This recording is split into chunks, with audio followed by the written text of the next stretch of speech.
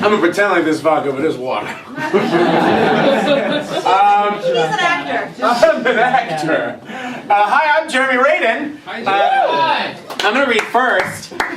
First of all, I've been on tour since the beginning of April. This is so easily the best reading I have been to. The talent in this room is off the fucking charts, and you guys should all celebrate yourselves hard. I mean, serious, for real. So good. So good. So I'm gonna get right to it. I'm only gonna do one poem tonight that is not new. All of these are from my 30-30 for National Poetry Month. This first poem is based off of a lyric by Bruce Springsteen from his song Thundercrack that goes, dance with me partner, dance with me partner, dance with me partner till the dawn.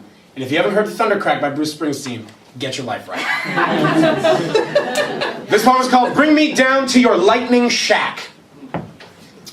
And since when has the answer not been dancing?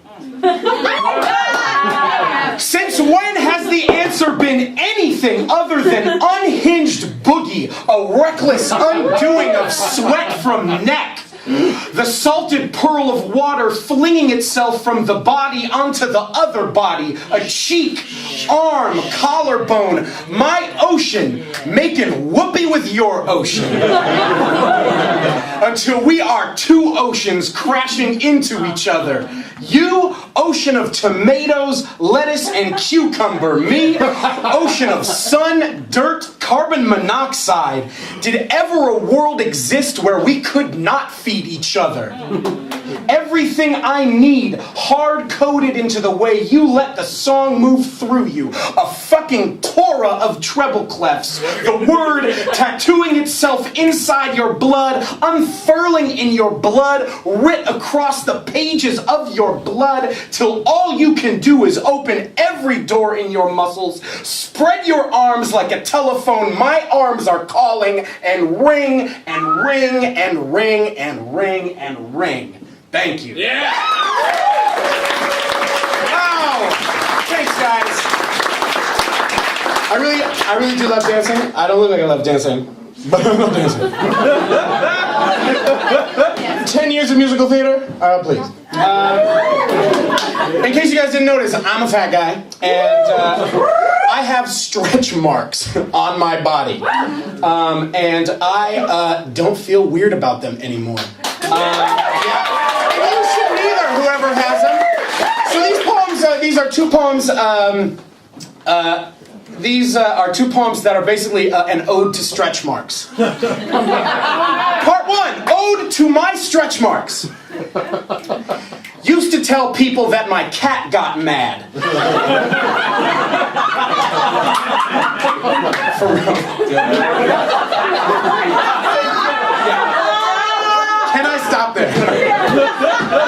Used to tell people that my cat got mad, left my shirt on in the water, even alone, had to reinvent myself completely just to masturbate. Now, I can't remember why I didn't want him. Topography of licorice-colored grass, cotton candy rivers cut into pale earth. Today, I brush my teeth topless. Belly wagging back and forth. Head of the bison who survived the wolf, shaking in disbelief. Staring into itself in the lake, lips curled into an astonished button. Pink eyes bulging, as if to say, my God, I can't even fuck with how here I am right now. I can't even fuck with how abandoned death is. 2, ode to your stretch marks. Praise now the carnation tally marks, the number of times you've been kissed by God. Praise the proof of your delight, your lust for all things neon and sweet, radiant pastries parade floating down every boulevard of this exquisite city. Praise these roads plunging into the folds of you, satin swamp wild with heaven.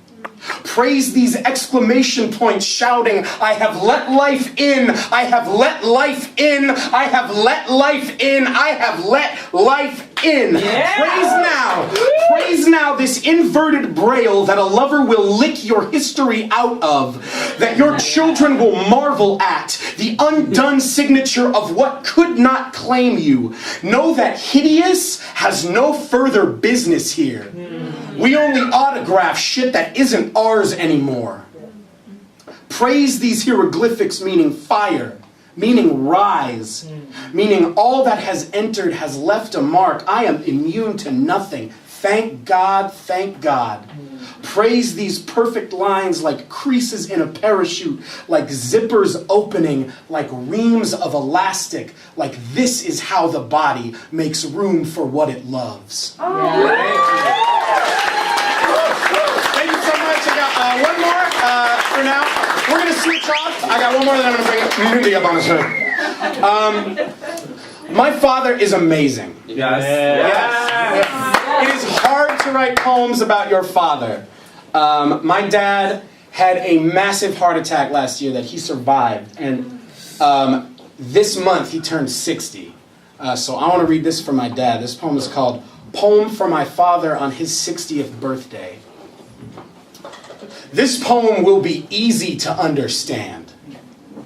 It begins with a baby crying, eyes wide open yet still asleep, dreaming who knows what. Some wraith remembered from within the mother's womb, or perhaps a nipple moving further and further away. It begins with a pair of good strong hands lifting the baby from the crib. It begins with a voice, tuneless but steady, singing, if I were a rich man.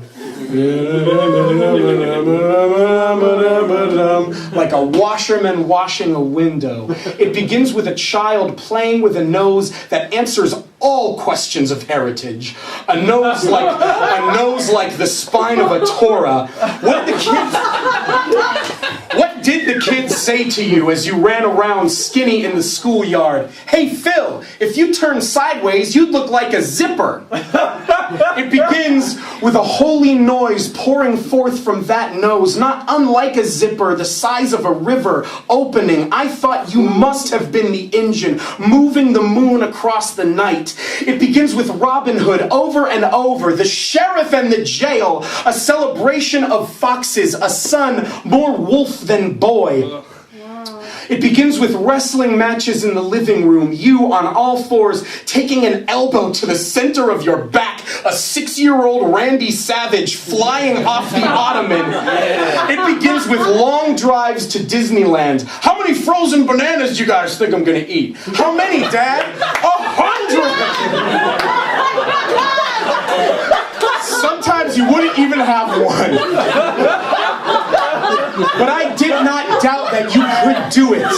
I did not doubt that you could do it. Bottomless man. It begins with pancakes and fishing and catch in the backyard, with divorce, and middle school coming with its ballet of chemicals, and high school doing what high school does with its mouths and unsayable distances. It begins and continues with sacrifice, sacrifice, sacrifice every day. It continues with a son who would not move, with a daughter who would not eat, you wondering what you did wrong, wondering if love is not a sack of stones sewn into the belly, a leash the color of roses snaking into the fist of a home.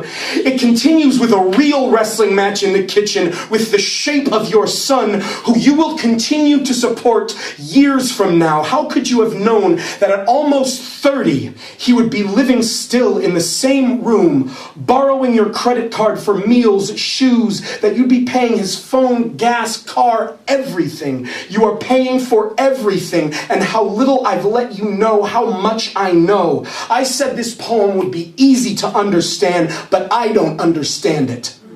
Not this next part. The night your heart tried to leap from the bridge of your ribs, as if your last best lesson might be, do not hoard your thank yous. Do not muzzle your love. It is not the mad dog you think it is. Let it loose. It will not injure anyone. It wants only to lick the doubt off their faces. It continues with gratitude, a feeling that has been turned into a word that has been hashtagged to death. That is the thick and leaden lump in my windpipe every time I'm reminded how close I came to losing you. The moments the brain damage walks into the room, when it takes you too long to tie your shoe, when you slick your hair but miss one whole side, scribble 3 orange juices on your shopping list. Gratitude, straining to climb up my esophagus and get born from my mouth. Let me say it now.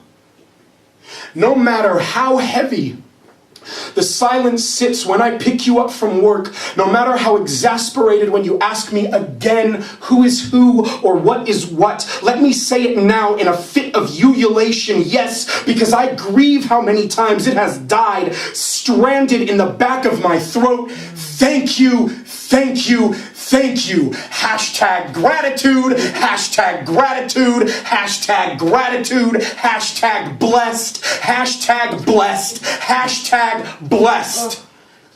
This poem ends in the middle. We all know what your heart did to you. This is what it did to me, Dad. Made me listen, made me gentle, made me funny, made me patient. I am so proud of who I've become because of you, because of you, because of you, because of you. My own heart, yes, I wear often on my sleeve, but yours, I wear over my whole damn body. I live inside it like a ruby turtle, an armor made of your softest parts. I have been a sack of stones sewn into the belly of your love, but Papa, these stones, today they sprout wings. I know you are uncomfortable with the word miracle, the way we are uncomfortable when our name is repeated over and over. But I have proof. A moment ago, I left you to your nap, and you called me back into your room and said, "Hey, Jeremy, did you know that your dad is going to be 60 today? 60.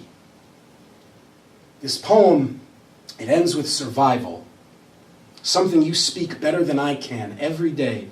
By getting in Kayla's car so she can take you to work. By eating lunch with friends who love you like water. By taking the dog for an evening walk. By falling asleep in your chair watching golf. By kissing our foreheads and saying goodnight. And have I told you today that I love you?" Wow. Thank you guys so much.